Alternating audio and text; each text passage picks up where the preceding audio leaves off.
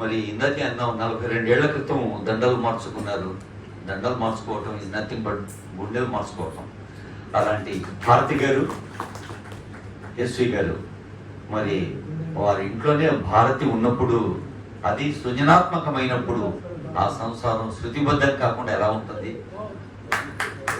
అందుకని వారికి శుభాకాంక్షలు తెలియజేస్తూ ఇప్పుడు వారి స్పందన.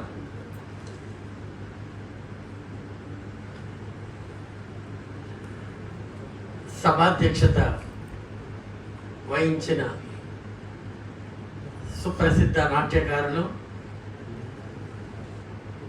తెలుగు విశ్వవిద్యాలయం మొట్టమొదటి మహిళా రిజిస్ట్రార్, ప్రస్తుతం తెలంగాణ సంగీత నాటక అకాడమీ చైర్మన్, అత్యంత ఆత్మీయులు ప్రొఫెసర్ అనేక్య పుంజాల